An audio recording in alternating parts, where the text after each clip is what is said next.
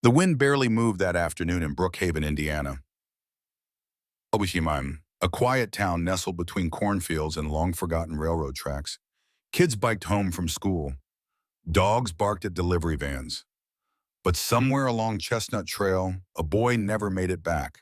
13-year-old Caleb Moore had walked the same path home for 3 years. Every day at 3:15 p.m., like clockwork, he waved to the old man on the porch, crossed the footbridge over Maple Creek, and passed through the thin strip of woods that bordered his neighborhood. But on this particular Wednesday, he vanished without a trace. By 4:30, his mother had already called the school, the neighbors, and finally 911.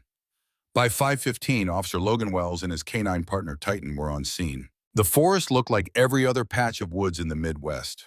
Half-bare oaks, layers of crunchy leaves, and nothing out of the ordinary. But Titan thought otherwise. Logan Wells crouched near a fading trail marker, brushing away brittle branches as Titan trotted ahead, nose low to the ground. The German shepherd's muscular frame moved with silent urgency, his black and tan coat blending into the autumn scenery. No scent trail, Logan muttered into his radio. Nothing by the bridge, no drop backpack. It's like the kid evaporated. He hated cases like this. The ones that started normal until they weren't. Titan suddenly stopped, about 15 yards ahead, head locked toward a random patch of leaves near a rotted log. "Titan, you got something?" The dog didn't move. Logan straightened up and jogged over, boots crunching against the forest floor. "You find a squirrel again, buddy?" he half-joked. Titan had a known grudge against bushy tails. But Titan didn't chase. He barked, once, then again, then a third time louder. He started to dig. "Easy, boy," Logan said quickly, grabbing the dog's harness as leaves and damp earth flew up in clumps. Beneath the surface was something flat, metallic. Logan cleared more debris with his gloved hands.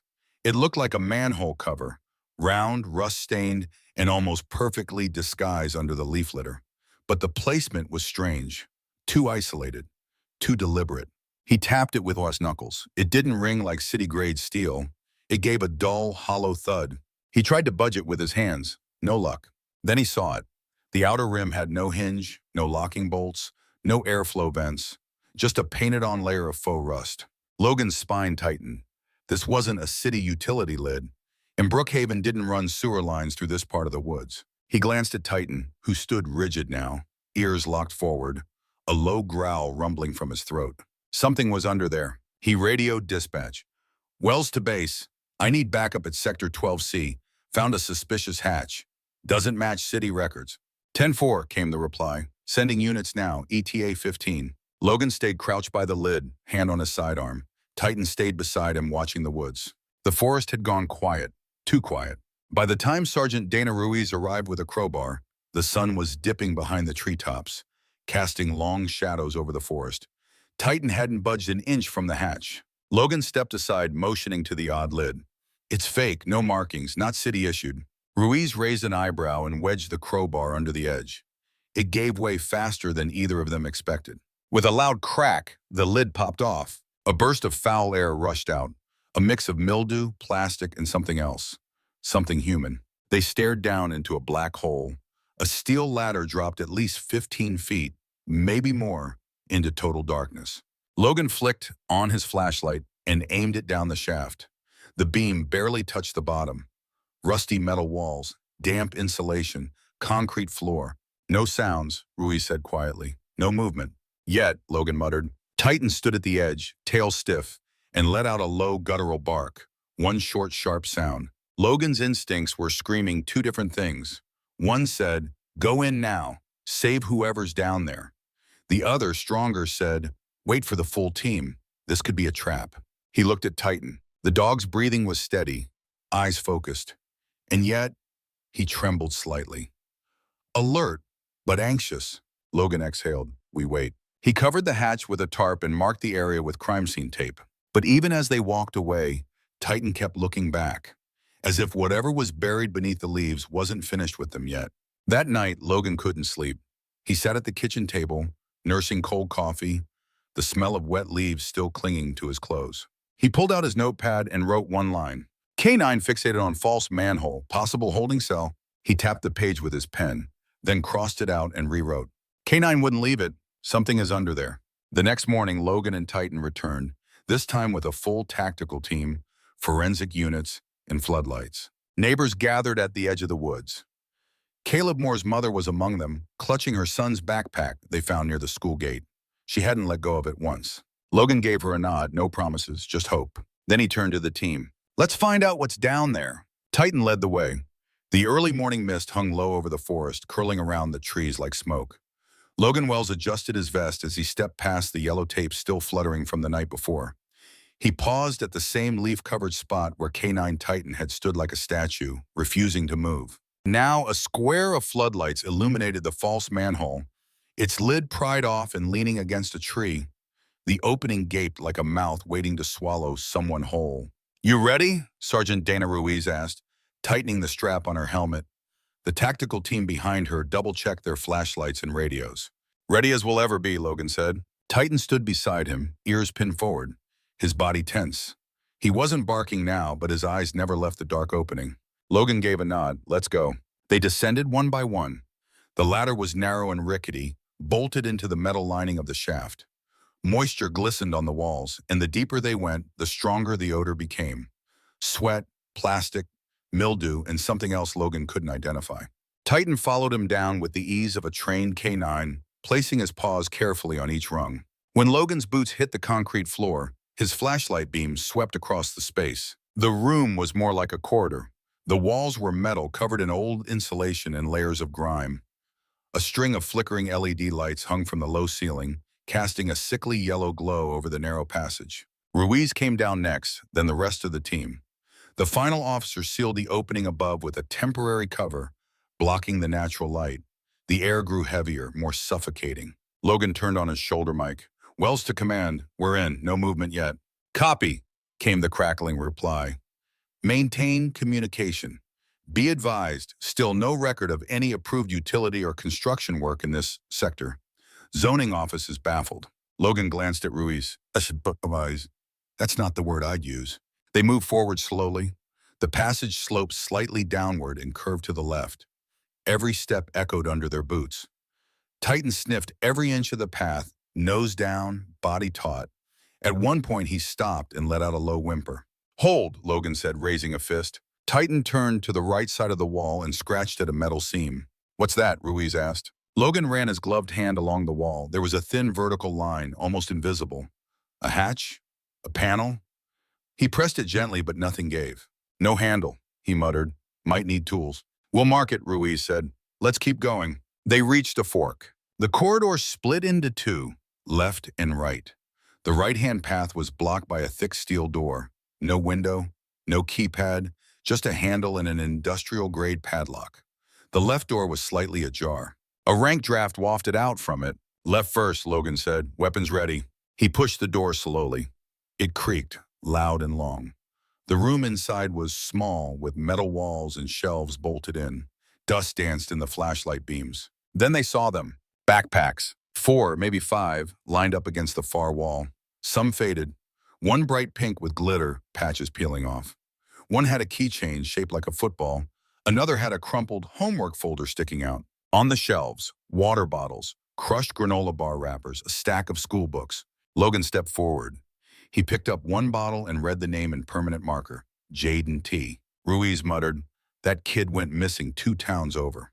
4 months back." Another label read Maria J., and another was Eli R. Logan's stomach turned. "This is more than just Caleb," he said.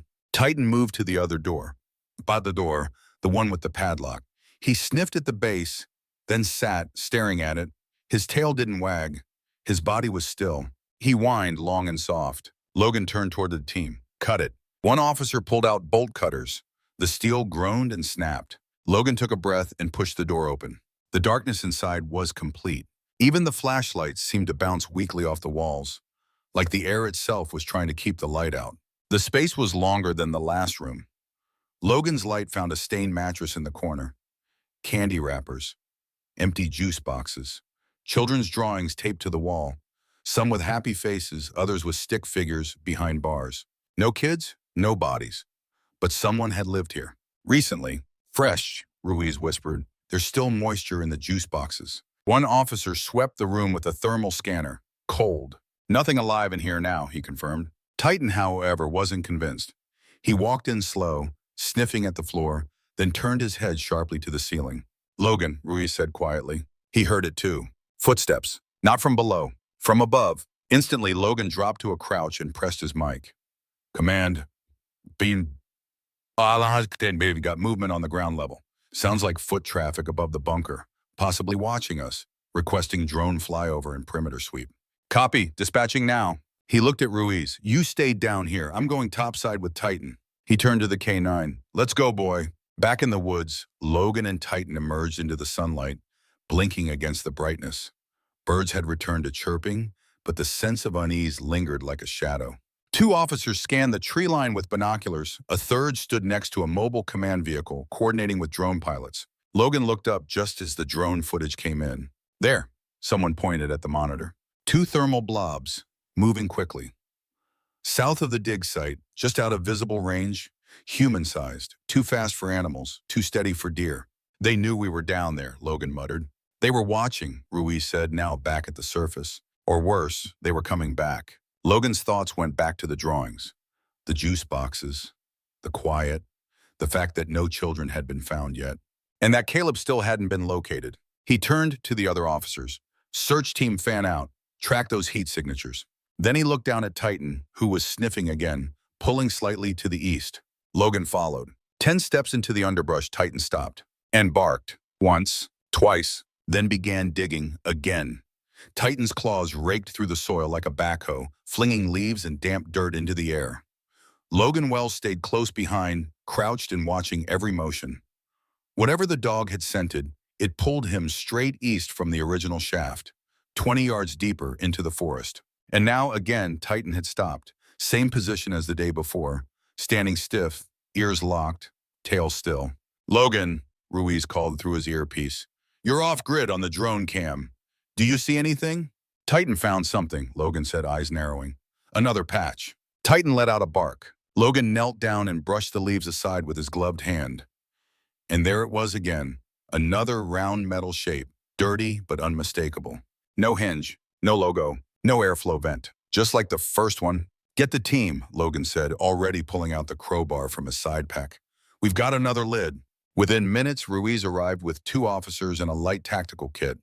The crowbar groaned under pressure, and with a final heave, the second lid popped open. Same smell, same suffocating stench of sweat and mildew and rot, and the same steep ladder leading into the dark.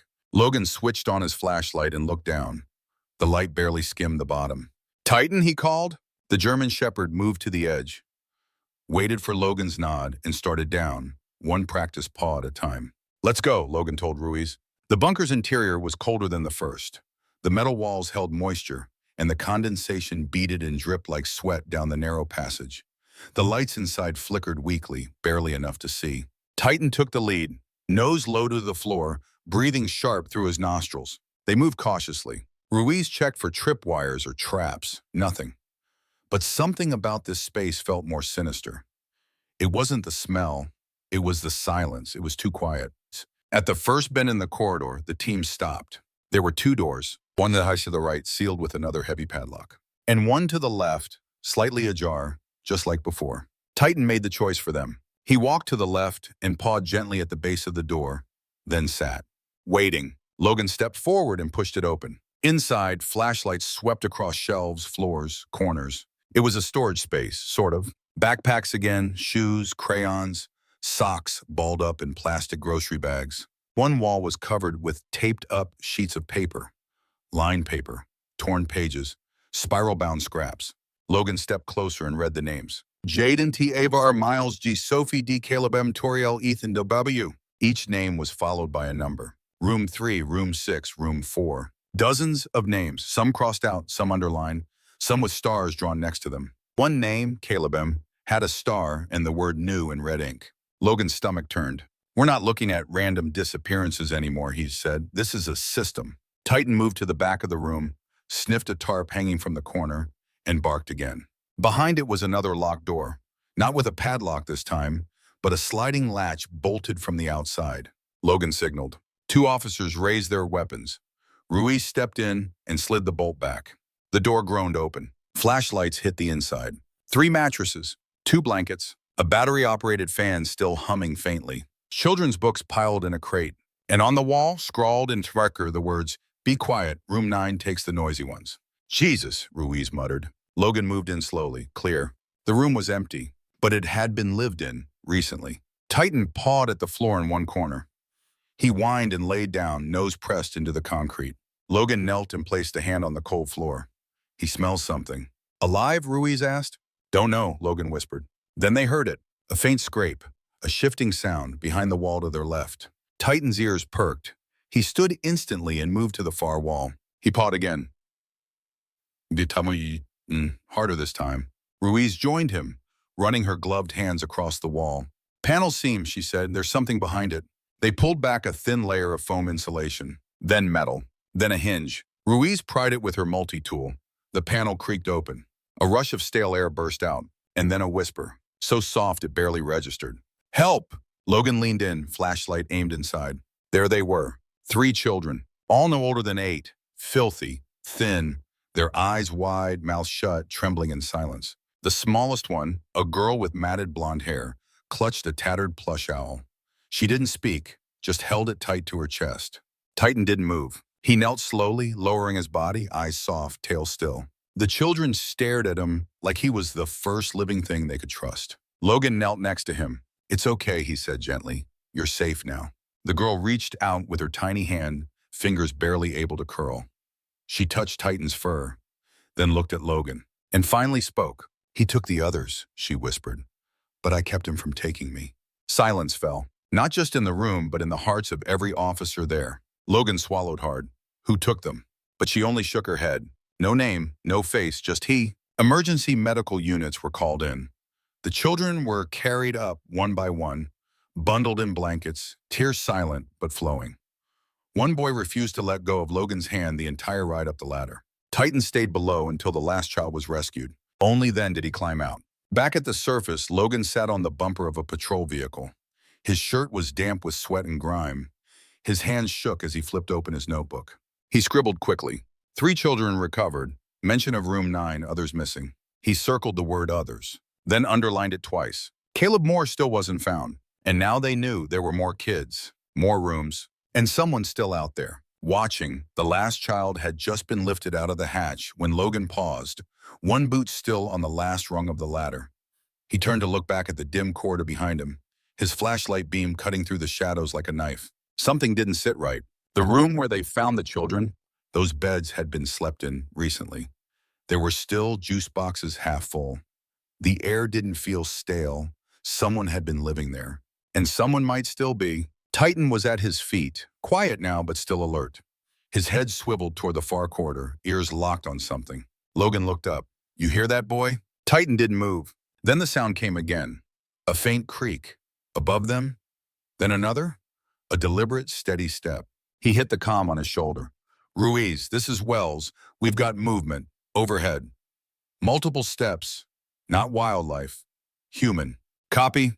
Drone still up, checking thermal now. Logan stood fully upright, keeping his flashlight aimed above the rust-stained ceiling panels. The footsteps stopped. He scanned quickly for any ladder or maintenance hatch above. But this bunker had no upward access, just a flat ceiling lined with metal and insulation. Yet the sound had been unmistakable. Not rats, not creaking pipes. Someone had walked across the ceiling. Titan growled low in his throat. "We're not alone," Logan muttered. Back at the surface, Sergeant Ruiz barked orders into her radio. "Units Alpha and Bravo, sweep the northeast tree line. We've got heat signatures shifting around the perimeter." She turned to the drone tech standing beside her. "Show me the feed." 2 orange blobs flickered across the thermal screen, roughly human-sized, ducking in and out of trees about 40 yards from the main hatch. "Moving too quickly for squatters," Ruiz muttered. "They're watching us." "Or circling back," Logan's voice crackled through the radio. Down in the bunker, Logan took one last look at the ceiling, then turned his attention back to the dark corridor. Titan was already walking forward, nose low, ears twitching. They passed back through the name room, where the children's lists hung like a sick, twisted honor roll. Caleb Moore's name still sat at the bottom, marked new, not crossed out. He was out there somewhere, and this wasn't over. They moved deeper into the tunnel, each step slow and deliberate. The walls here were rusted, the lights flickering so badly that they had to rely mostly on their flashlights. Titan stopped. He sniffed the air, then turned abruptly left toward a dented panel covered in insulation. He pawed once, twice, then sat. Logan holstered his weapon and reached out. He tore back the insulation, revealing a vertical seam, a door partially welded shut. "Help me pry this," he said into his radio. Ruiz and two officers came jogging down moments later with a flat bar and battery-powered tools. After a tense 10 minutes of cutting, they managed to wrench the panel loose. A gush of cold air escaped, and behind it, a narrow hallway. No lights, just darkness. The team advanced. At the end of the hallway was another room. The door was halfway open. Inside, bunk beds, 6 of them, all empty. Food wrappers, water bottles, kids' drawings again. But these were different. These weren't happy rainbows or animals. One showed a small child in a cage drawn in stick figure. Another showed a black figure with long arms, red eyes, standing over a group of children. The third showed a detailed sketch of a face, angular jaw, glasses, a jagged scar over one eyebrow. The caption read, "Room 9 equals bad place." Logan stared at the image. It was too detailed to be a child's imagination. "This isn't just some lunatic off the grid," Ruiz said quietly behind him. "This was organized, structured." One officer took photos of the sketches. Titan began sniffing under the beds. Then the sound came again. Creak, above them. And then a soft thud. All 4 officers froze. Logan raised a hand. "Kill the flashlights." Darkness swallowed the room. Titan growled again. Then they heard it. 2 short, fast footfalls, then silence. Whoever it was, they knew they were being watched. And they were moving fast. Ruiz clicked her flashlight back on. "We need eyes topside." "Already in motion," Logan replied. "But we've got to figure out how they're moving above this thing." They stepped out of the room and began inspecting the ceiling structure. It was clear now there was a false ceiling layer, maybe 2 feet of crawl space above their heads, possibly more. "There's a secondary structure over us," Ruiz said. "Whoever built this didn't just go down, they went wide and high." "You think he's living above?" Logan asked. Ruiz nodded. "Would explain why the kids stayed so quiet, why the drawing said don't be noisy. He was up there the whole time." Titan suddenly spun toward the corridor entrance and barked, sharp and loud. Then the sound came, metal slamming shut. Someone had closed the door. Logan raced back through the corridor, flashlight bouncing off the walls. They reached the main chamber again, where the original ladder led back to the surface. And now the entrance was blocked. A sheet of reinforced steel had been dropped over the hatch. Ruiz swore under her breath. "They're trying to trap us in here." Logan stepped back and keyed his mic. "Command, we've got a steel barrier dropped over our exit point. Repeat, egress is blocked. We're locked in, suspect is above, possibly using countermeasures." "Roger that," came the reply. "Teams en route to breach from topside." Logan turned to the group. He knew we were here. He was waiting for us to go deep, and he blocked the only known way out. Titan barked once, loud, demanding, then turned and began running down a side corridor they hadn't explored yet. Logan didn't hesitate. "Move, go with Titan." The team followed as Titan led them through another long passage. This one was lined with stripped electrical wires and rusted tools. Old food tins, a lantern. At the far end was another metal hatch, this one cracked open. Titan scratched at it, then backed away. Logan pulled it wide. Cool air rushed in. "Fresh air." "Backup exit," Ruiz breathed. He had a second way out. They climbed fast, up another ladder, this one welded with mismatched bolts. Titan went first, slipping through the opening into a hollowed-out root cellar under an old hunting cabin. When Logan emerged, he found the door already open. Titan stood at the threshold, staring into the trees. No barking, just focus. The trees were still, too still. Then a snap, a twig breaking about 30 yards out. Logan raised his weapon, but no one came into view. 10 minutes later, backup arrived from both directions. The drone lost visual on the heat signatures. The forest was thick, muddy, and full of false trails. Whoever had been out there was gone. But not for long. That night, as the recovered children were taken to the hospital, Logan sat in his cruiser, parked at the trailhead. He opened a bag of beef jerky and tossed one to Titan in the back seat. The dog caught it midair but didn't eat. He stared out the window. Logan looked out too, toward the trees, toward the leaves, toward the darkness that now had a name. Room 9. He picked up his notepad and wrote. They weren't just held, they were managed. Room numbers of Seattle's control system. He paused, then added, Room 9, no one comes back. And underneath that, Caleb M. still out there. The evening sky over Brookhaven bled into a burnt orange haze as Logan Wells stood outside the old hunting cabin, the scent of wet leaves and smoke still clinging to his uniform.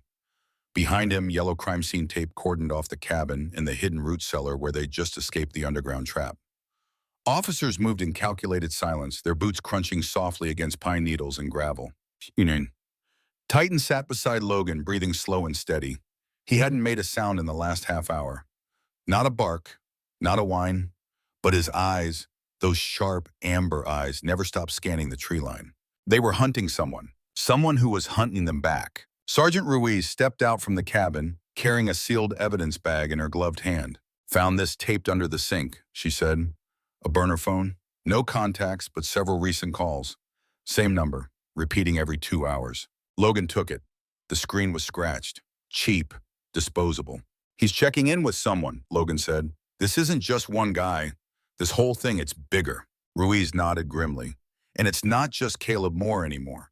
Those kids down there, that structure, it's part of something organized, methodical, like it's been running for a long time." Logan looked at Titan. The dog's ears twitched. He was staring into the woods again. "There's more we haven't found," Logan said. "Titan knows it." The next morning, Logan returned to the original bunker entrance. The forensic team had cleared most of the debris. The hatch was now open, the steel plate pried back up and braced. He descended alone, Titan just behind him, pawing quietly at each ladder rung like he'd done this 100 times. The bunker felt different now. Colder, quieter, haunted. Logan's flashlight swept past the lists of names on the wall again. Caleb Moore's still uncrossed. Still new. Still missing. He turned a corner and re-entered the room with the childlike drawings. Room 9 looming in black ink, red eyes glaring from paper, stick figures in cages. Titan stopped in the doorway. He sniffed the air once, twice, then turned sharply toward the left wall and barked once, then again sharper, louder. Logan rushed forward, flashlight beam bouncing. Titan was at the wall, pawing at the insulation. "Something back there?" Logan whispered. Titan responded with a low growl and began tearing at the wall's foam covering with his teeth. "Easy, boy," Logan said, kneeling beside him. He pulled the foam insulation back and revealed a smooth sheet of drywall, not metal. Not the same as the other bunker walls. This one looked recently installed, and off-center, like someone had added it later. He tapped it with his knuckles. A hollow thud echoed back. Ruiz's voice came over the radio. "Logan, status? Found a sealed panel. Doesn't match the original structure.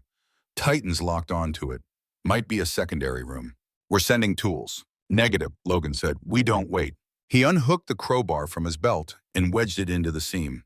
With a grunt and a twist, the drywall cracked and splintered. Behind it, another wall, not metal, plywood. He pressed his ear to it. Silence. Then, a whisper, barely audible. But it was there. "Hello?" Another whisper, more like a gasp this time. Logan's heart pounded. He tore into the wood, ripping back slats until a narrow crawl space revealed itself. And there, huddled in the corner, was a child. A boy. He was curled up, knees to chest, dirt-streaked and shaking. His shirt was ripped. His shoes were mismatched. His lips were chapped and pale. Titan didn't bark. He crawled in slowly, carefully, and laid down beside the boy, his body warm and protective. The boy flinched at first, then let out a soft, broken sob and reached for the fur. Logan crawled in behind him. "It's okay, buddy," he whispered. "You're safe now. My name's Logan. I'm a police officer." The boy didn't speak, but his eyes locked onto Logan's badge. Recognition flickered. Then tears. Titan licked his cheek. Minutes later, medics lifted the boy into an ambulance. He hadn't said a word, but Logan already knew. This was Caleb Moore, the town's missing 7th grader, and he had just been rescued from room 9. Logan stood outside the ambulance as they prepped the boy for transport. One paramedic whispered to another, "He's dehydrated, malnourished, but he's lucky, real lucky." Logan didn't feel lucky, not when he looked down and saw what the boy had left behind in the crawl space. An old journal, half filled with shaky handwriting and crayon drawings. He picked it up, flipping through pages. Each entry was dated. Some went back months. Some weren't even written by Caleb. Different handwriting, different ink colors, different voices. Each page began the same way. "I am in room 9. I do not make noise." One entry stood out. It was signed Maddie L. The date, 6 weeks ago. "He says if we scream, we go to the bad room." The one with the smell, He said it's where the ones who don't listen go. I heard them crying once. Then I didn't hear them anymore. Logan closed the book slowly. He looked up at the trees. This wasn't just trauma. This was systematic fear. That evening, a meeting was called at the Brookhaven Police Department. Logan, Ruiz, and several officers met with state investigators, Child Protective Services, and federal agents who had flown in from Chicago. The FBI agent, an older man with steel gray hair and a face that hadn't smiled in a decade, laid down his conclusion. We have a trafficking ring operating in rural Indiana, possibly beyond, underground facilities, disguised structures, remote entry and exit points, controlled silencing of victims. This was not a fluke. This was designed. Ruiz asked the question everyone feared. How many more rooms do you think there are? The agent looked down at his notes. We don't know, yet. Back in Logan's truck, Titan laid in the back seat, paws over the edge of the window, eyes still scanning the woods outside the station. Logan leaned against the hood, watching the stars blink alive one by one. He pulled the journal from his pocket and flipped to the back. One last drawing. A map, hand-sketched, 5 locations, all near wooded trails, all marked with a tiny circle and a number. Caleb had only scratched a word beside one of them. Leaves, Logan exhaled. Titan sat up. The forest was quiet again. But the nightmare wasn't over. Because now they knew room 9 wasn't the last. The next morning, the journal sat in the center of the conference table at the Brookhaven Police Department. Its worn cover was bent at the corners, stained with something like juice or maybe blood. It looked like a child's school notebook, the kind you pick up for 99 cents at a back-to-school sale. But inside, it was anything but innocent. Logan Wells stared down at the first page. So did Sergeant Ruiz, 2 agents from the FBI's Child Exploitation Task Force, and a counselor from CPS. No one spoke for a long time. Finally, Logan broke the silence. It's not just Caleb's handwriting. The FBI agent nodded. We counted 5 distinct sets, different handwriting styles, different sentence structures. Boys, girls, all kids. Ruiz flipped to a dog-eared page marked with a strip of red duct tape. He only comes when the lights go out. If you cry, he tells you room 9 is ready. Next page, room 9 has the smell, the floor is sticky. You don't come back from room 9. Logan swallowed. He felt Titan's warm body pressed against his leg under the table. The dog was lying quietly, but his head was up, ears turned toward the voices in the room. He took the others, Caleb had whispered the day before. Now Logan knew exactly what that meant. In a separate interview room, Caleb sat across from a soft-spoken trauma counselor. The lights were dimmed. A stuffed animal sat on the table between them. Caleb hadn't said much, but he kept drawing, over and over. Same shape, same numbers. Circles, trails, leaves, and always room 9. The counselor slipped into the main room holding a page in her hand. He just drew another map, she said, same as the one in the back of the journal. She placed it on the table. 5 trail markers, 5 leaf piles, and one box was labeled room 9, I was here. The others? Blank. Back in the woods, Logan and Titan were the first to return to the site. The other officers were following GPS coordinates from the map. The area Caleb marked room 9 had already been discovered. Now it was time to check the rest. Titan led them southeast this time, away from the original entrance, and toward the far side of the parkland where the trees grew tighter and the brush was thicker. After 20 minutes, Titan stopped cold. Then he barked, once, twice, then began digging furiously beneath a pile of dense, damp leaves. Logan dropped to one knee and started pulling the layers back. And there it was again, another lid. Command, this is Wells, Logan said into his mic. We have another fake manhole cover. No markings, requesting immediate backup and forensics. Copy that, Officer Wells, ETA 18 minutes. Logan stared at the round cover, his breath clouded in the morning air. Titan sat beside it, tail unmoving. This wasn't over. This was only the second of 5. By the time the tactical unit arrived, Logan had secured the site and marked the area. As the lid came off, the familiar stench rose again. Rot, plastic, mildew, and something else Logan couldn't quite place. Something that always made the back of his throat tighten. They descended one at a time. This bunker was smaller. Smaller but different. More refined. Electricity ran through hidden cables.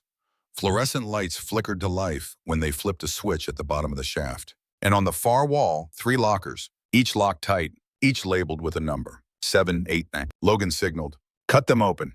The crowbar tore through the thin padlock of locker 7 first. Inside, clothes, children's jackets, shoes, socks, a Spider-Man t-shirt. everything folded neatly. Logan picked up a hoodie. The name tag read Toriel. Ruiz muttered, "That name's on the wall from the first bunker." Logan opened locker 8. Same thing. Clothes, sketchbooks, a pair of glasses with one cracked lens. But locker 9? That one was different.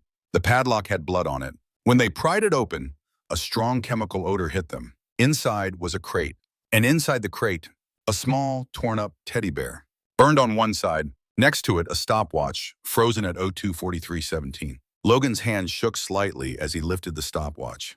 "Who times trauma like this?" he said quietly. "Someone who wants control," Ruiz answered, "or keeps trophies." Logan scanned the crate. Then he looked behind the lockers and noticed something odd. The wall had vents, too new, too clean. He leaned in, tapped gently, and heard an echo.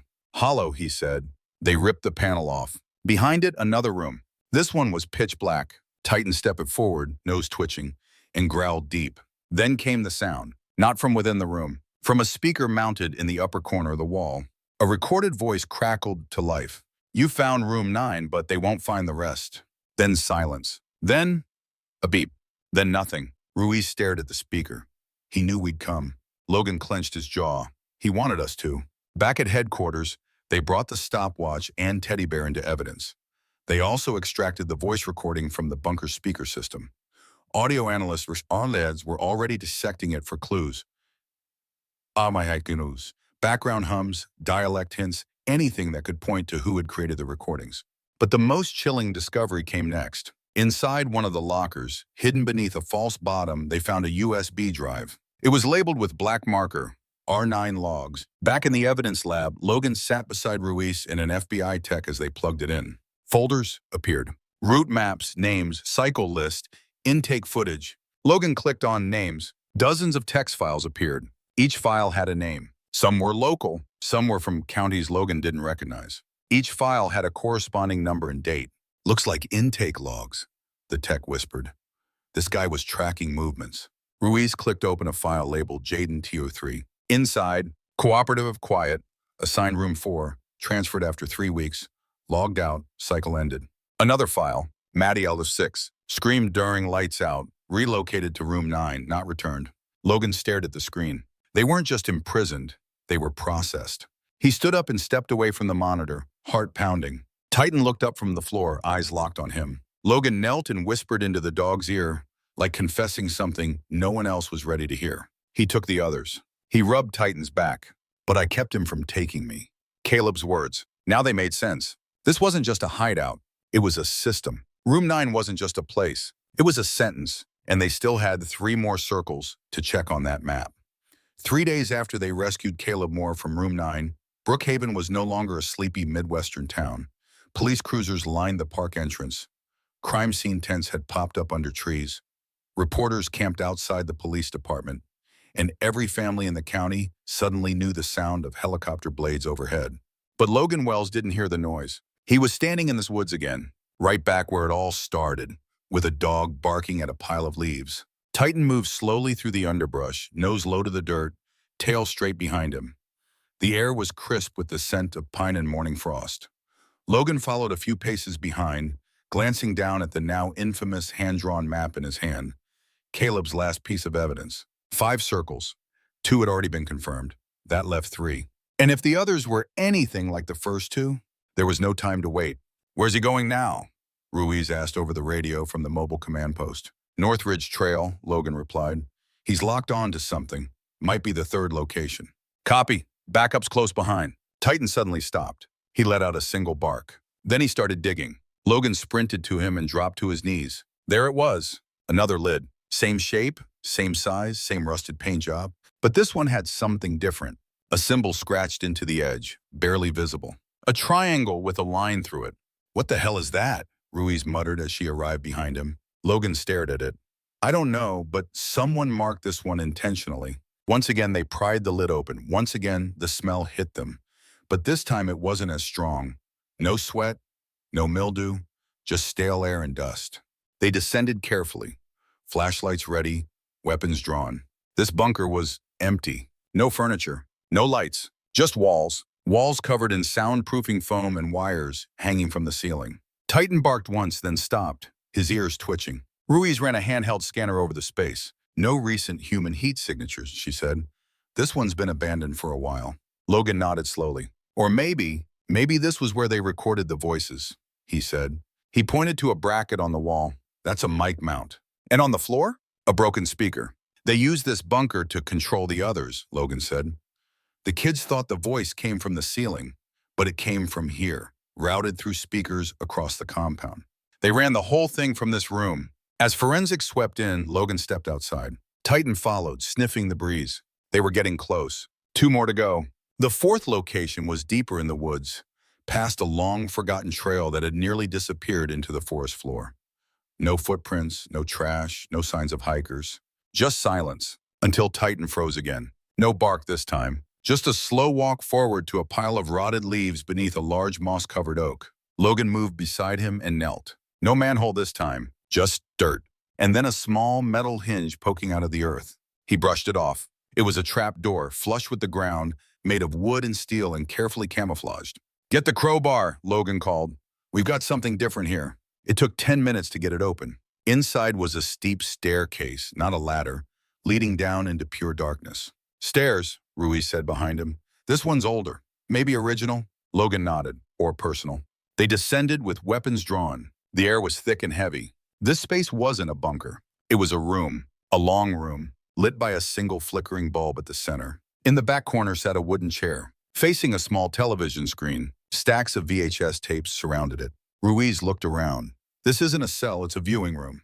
Logan's eyes moved to a shelf lined with neatly labeled cassettes. Each one had a name and a room number. Jaden, room 4. Maddie, room 6. Caleb, room 9. They weren't just kept, they were recorded. The FBI sealed the room by nightfall. The footage was immediately transferred to digital and secured under federal evidence custody. Logan didn't want to see it. He didn't need to. The names were enough. That left one last circle on the map, the farthest one. Up past the old ranger trail, where few ever ventured, the kind of place hunters used during bow season, where cell signals died and the woods felt ancient. Logan and Titan hiked there the next morning, just the 2 of them. Titan led, no hesitation. Not this time. They reached the clearing by midday. The air was cool, the wind steady.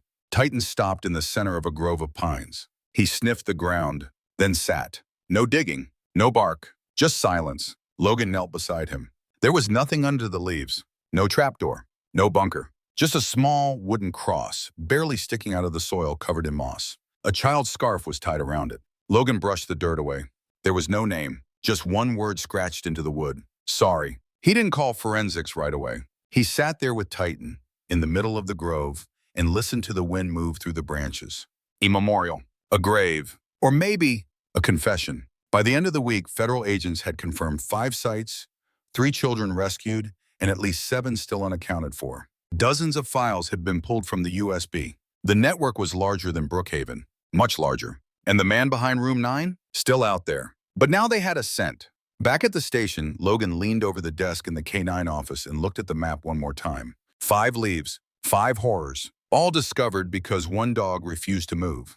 Titan walked in, calm and alert, his tail wagging slightly. Logan crouched beside him and whispered, "You did good, partner." Titan nudged his chest with his nose. That night, Logan wrote a report, not just for the department, for himself. He titled it, "The Bark That Broke the Silence." And on the last page he wrote, "This started with a boy who didn't come home. It ended with a map in the leaves. But it's not over. It won't be over until the man behind room 9 is in a cell. Or a grave.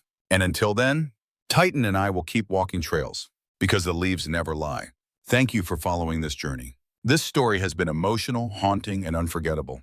And it reminds us how much difference one dog, one officer, and one brave child can make. What would you do if your dog refused to leave a pile of leaves? And it led to something like this. Let us know your thoughts in the comments.